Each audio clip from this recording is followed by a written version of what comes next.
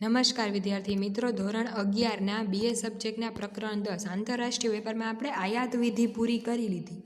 હવે આયાત વિધિ હતી એમ નિકાસ વિધિ જોવાની છે કે ભાઈ આયાત કરવી હોય તો કઈ વિધિ અપનાવવી પડે, એમ હવે નિકાસ કરવી હોય તો કઈ વિધિ અપનાવવી પડે એનું પેલું છે એની થોડીક વાત કરીએ કે જ્યારે એક દેશનો વેપારી અન્ય દેશના વેપારીના માલ ઓલો લેવાની વાત હતી, અહીંયા મોકલવાની વાત છે, ત્યારે તેણે અન્ય દેશમાં માલની નિકાસ કરી છે તેમ કહેવાય.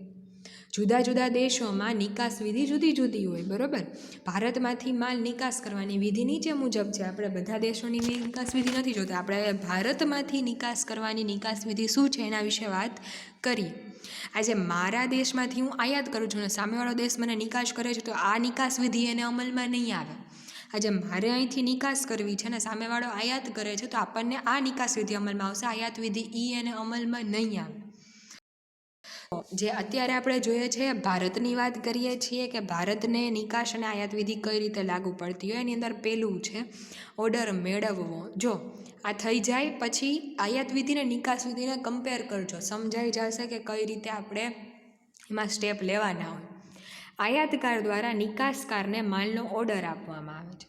આજે આયાતકાર જે દેશમાંથી માલ મારી પાસે મગાવવામાં આવે એ વ્યક્તિ મને પહેલાં ઓર્ડર આપશે. ઓર્ડરમાં શું હશે તો કે માલની વિગત હશે, જથ્થો હશે, નક્કી થયેલી કિંમત હશે, પેકિંગનું સ્વરૂપ હશે, કેવા પેકિંગમાં માલ જોઈએ છે, માલ રવાના ક્યારે કરવાનો છે એની તારીખ લખેલી હશે, વીમો હશે કે નહીં એની માટેની વિગતની માંગ હશે. જે વાહન વ્યવહારની સેવા દ્વારા માલ મોકલવાનો હોય તો તેની વિગત, બિલની રકમ ચૂકવવાની પદ્ધતિ તથા નક્કી થયેલી શરતો વગેરે બાબતો એની અંદર લખેલી હોય, જે આપણી સાથે નક્કી થઈ હોય એ રીતે એમાં બધી વસ્તુ લખેલી હશે ઓર્ડરની અંદર. ઓર્ડર મેળવતા પહેલાં નિકાસકાર આયાતકારની આર્થિક સદ્ધરતા, આજે હું એની પાસેથી ઓર્ડર લઉં છું તો મારે એની પાસેથી પૈસા લેવાના થાય તો એ મને પૈસા આપી શકવા સમર્થ છે કે નહીં એની માટે મારે એની આર્થિક સદ્ધરતા સાખ કેવી, ચૂકવણીના સમય માટે એ કેટલા વ્યવસ્થિત છે, યોગ્ય છે કે જે તમને એના ટાઈમે ચૂકવણી કરી દેશે અને આનુષંગિક બીજી એને લગતી બાબતો વગેરેની માહિતી મેળવી લેતો હોય છે. આજે હું કોઈ પાસેથી ઓર્ડર લઉં તો પહેલાં એની બધી તપાસ કરીશ કે આ વ્યક્તિ મને પૂરેપૂરા સમયે અને પૂરેપૂરી રીતે વ્યવસ્થિત અનુકૂળ આવશે માલ આપી દીધા પછી અથવા તો આપ્યા પહેલાં, કઈ રીતે એ મને પૈસાની ચૂકવણી કરશે, આ બધી વસ્તુની તપાસ કરી અને એને જે મને ઓર્ડર આપ્યો છે એની અમલવારી હું પછી ચાલુ કરીશ. તો ઓર્ડર મેળવવામાં પહેલાં કઈ કઈ વિગતો લખવાની અને એ શું તપાસ કરશે, એ બે વસ્તુ આપણે લખવાની થાય. બીજું છે નિકાસ પરવાનો મેળવવો. જેમ આયાત પરવાનો મેળવવાનો તેમ નિકાસ પરવાનો પણ મેળવવો પડે. આયાત નિકાસ અંકુશના કાયદા હેઠળ ઇમ્પોર્ટ એક્સપોર્ટના રેગ્યુલેશન એક્ટની અંદરમાં જે વસ્તુઓ આવતી હોય એટલે એની અંદર જે વસ્તુઓ આવતી હોય તે વસ્તુઓની જ નિકાસ કરવા માટે નિકાસ પરવાનો મેળવવો પડે છે. તે વસ્તુઓ એની અંદર આવતી હોય કે ભાઈ તમે આટલી વસ્તુઓની નિકાસ કરી શકો તો એ વસ્તુઓની નિકાસ કરવા માટે નિકાસ પરવાનો મેળવવો પડે છે. આ સિવાયની વસ્તુઓ કે જે એક્ટની અંદર નથી એના સિવાયની અન્ય વસ્તુઓની નિકાસ મુક્ત રીતે થઈ શકે છે, પરંતુ આ માટે પણ સામાન્ય પરવાનો મેળવવો પડે છે. આયાત નિકાસ અંકુશના કાયદા હેઠળ, જો આયાત નિકાસ અંકુશના કાયદા હેઠળ એવી અમુક વસ્તુઓ હશે કે એની અંદર ઉલ્લેખ કરેલો હશે કે ભાઈ આ વસ્તુઓની નિકાસ માટે ચોક્કસ પ્રકારનો પરવાનો મેળવવો પડશે, પણ જો એની અંદર ઉલ્લેખ નથી તો એ વસ્તુઓનો તમે આસાનીથી કરી શકો, પરંતુ એની માટે સામાન્ય પરવાનો તો મેળવવો જ પડે, બરાબર. ઓમાં જેમ આયાત કરવા માટે જો એમાં લખ્યું, જેમાં ઉલ્લેખ હોય બધી વસ્તુનો તમે સામાન્ય પરવાનો મેળવશો, જો એમાં ન હોય તો એની મંજૂરી લઈને તમારે એનો ખાસ પરવાનો મેળવવો પડતો. તો એમ અહીંયા જો રેગ્યુલેશન એક્ટની અંદર લખેલી છે એ વસ્તુ માટે ખાસ પરવાનો મેળવવો પડશે, અને જેની નથી લખેલી એ વસ્તુ એ રેગ્યુલેશન એક્ટમાં એના અંકુશ હેઠળ નથી, એના સિવાયની વસ્તુની નિકાસ કરવા માટે મુક્ત રીતે તમે કરી શકો, પરંતુ સામાન્ય પરવાનો તો મેળવવો પડશે. પરવાનો મેળવવા માટે સરકારના વેપાર ખાતાને નિર્ધારિત પત્રકમાં અરજી કરવાની હશે, જેમ ઓમાં કરતા હતા એમ. અરજીમાં નિકાસકારની સ્પષ્ટ ઓળખ, એટલે આજે હું નિકાસકાર હોય તો મારી સ્પષ્ટ ઓળખ, નિકાસની વિગતો કે કઈ વસ્તુઓ વેચવાની છે, કઈ રીતે, અને આવકવેરા અને અન્ય વેરાની નિયમિત ચૂકવણી કરવા અંગેની ખાતરી. આજે એ નિકાસ કરીશ એટલે મને એ વસ્તુના પૈસા મળશે, જે વસ્તુની કિંમત મળશે, તો એ મારી આવક થઈ. તો આવકવેરા હું કઈ રીતે ને કેમ, મારા જે ઇન્કમ ટેક્સનો જે આખું રેકોર્ડ હોય એ મારે અહીંયા બતાવવો પડે કે હું ટેક્સ વ્યવસ્થિત રીતે ભરું છું કે નહીં. જો એમાં હું કાંઈક આઘા પાછી હોય તો મને એ નિકાસ ન કરવા દે, કારણ કે નિકાસ કરવાથી દેશને આવક થશે ને એના ઉપર જો હું ટેક્સ નહીં ભરું તો એના માટે થોડાક કાયદા લાગુ પડતા હોય. એટલે નિયમિત ચૂકવણી કરવા અંગેની ખાતરી આપવી જરૂરી છે. આ બધી બાબતો યાદ રાખવાની.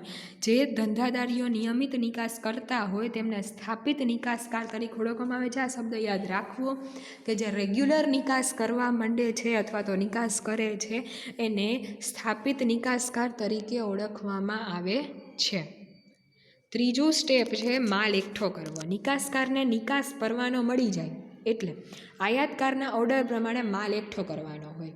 હવે જો એ ઉત્પાદક હશે તો ઓર્ડર પ્રમાણે માલનું ઉત્પાદન કરશે, અને જો એ વેપારી હશે તો એ માલ એકઠો કરશે જે તે ઉત્પાદક પાસેથી. એટલે હવે એનું કામ આવશે, ઓર્ડર થઈ ગયો, પરવાનો મળી ગયો, પછી માલને ભેગો કરવાનો. પછી ચોથું છે હુંડિયામણ અંગેની કામગીરી. એ પણ કરવું પડશે. તો કે 1991 પછી આર્થિક સુધારાઓથી એલપીજી, લિબરલાઇઝેશન, પ્રાઇવેટાઇઝેશન અને ગ્લોબલાઇઝેશન, ઉદારીકરણ, ખાનગીકરણ અને વૈશ્વિકીકરણ.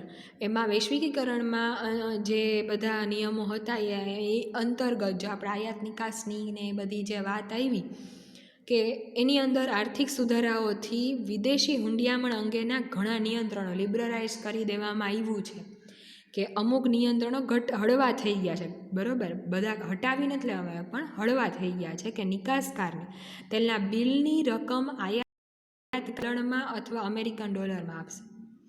આજે હું ઇંગ્લેન્ડથી કોઈ વસ્તુ મંગાવું છું તો મને ઇંગ્લેન્ડ કોઈ વસ્તુ મોકલું છું એટલે અહીંથી નિકાસ કરું છું તો સામેવાળો મને કાં પાઉન્ડમાં ચૂકવણી કરશે એના ચલણમાં, અથવા તો એની પાસે એમાં નહીં, અથવા તો કાં અમેરિકન ડોલરમાં ચૂકવણી કરશે. અમેરિકન ડોલર જે છે એ વિશ્વવ્યાપી એક ચાલતું ચલણ તમે કહી શકો કે વિદેશી હુંડિયામણ તરીકે બધે એ ચાલે.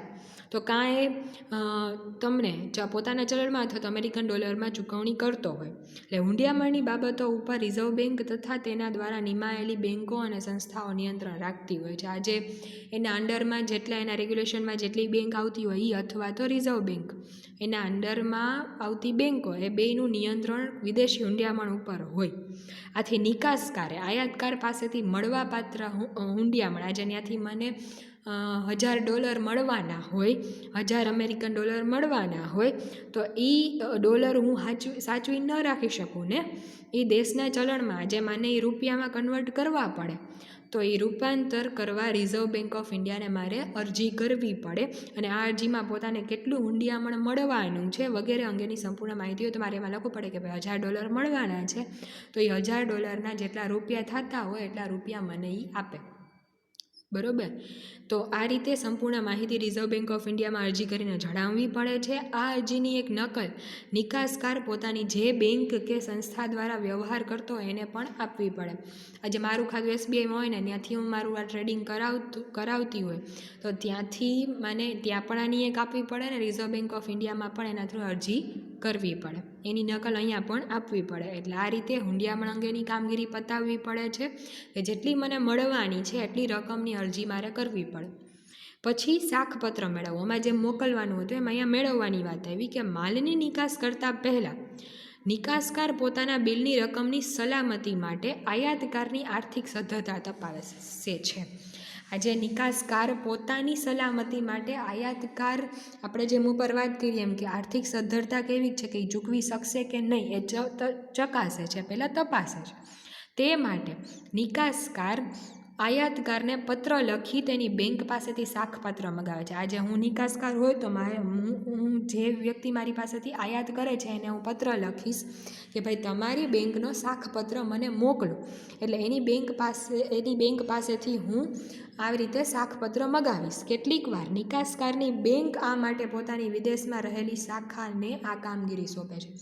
આજે અહીંયા જે મારી બેંક હોય એ બેંકની શાખા વિદેશમાં હોય તો અહીંથી મારી બેંકને હું કહું એટલે એ મારી બેંક પોતાની શાખા જે દેશમાંથી માલ મગાવું છું માલ વેચું છું એ દેશમાં રહેલી શાખાને આ કામગીરી સોંપે, અથવા તો અન્ય માધ્યમ દ્વારા આયાતકારની શાખ ભરોસાપાત્ર છે આપણે આપણી બેંક ત્યાંની બેંકની અથવા એ આયાતકારની બેંકને કહે એટલે આયાતકારની બેંક એ આયાતકારનો શાખપત્ર મને મોકલી આપે, અથવા આપણે આપણી બેંકને કહીએ એટલે આપણી બેંક ત્યાંની આપણી બેંકની શાખાને કહે એટલે એ એની કામગીરી પતાવીને શાખપત્ર મેળવી લે. એટલે આ રીતે શાખ ભરોસાપાત્ર છે કે નહીં તે અંગેનું પ્રમાણપત્ર મેળવવાનું હોય અને તેને શાખપત્ર તરીકે ઓળખવામાં આવે છે કે ભાઈ આ જે આયાતકાર છે એની આર્થિક સદ્ધરતા કેવી છે એ મને શાખપત્ર આપશે એટલે બેંક વચ્ચે આવી ગઈ એટલે બેંકે મને શાખપત્ર આપ્યો એનો મિનિંગ એમ કે એ વ્યક્તિ મને બૂચ મારી શકશે નહીં, બરાબર. એટલે આ રીતે એક કન્ફર્મેશન અને જે કહેવાય કે એક મારી સલામતી માટે આર્થિક જે નિકાસકાર છે એની સલામતી માટે શાખપત્રની પ્રોસિજર થતી હોય છે, બરાબર. તો આમ એક અહીંયા સુધીની પ્રક્રિયા આપણે જોઈએ છીએ અને પછીનું આપણે નેક્સ્ટમાં જોઈશું. અહીંયા સુધી રાખીએ છીએ. Thank you.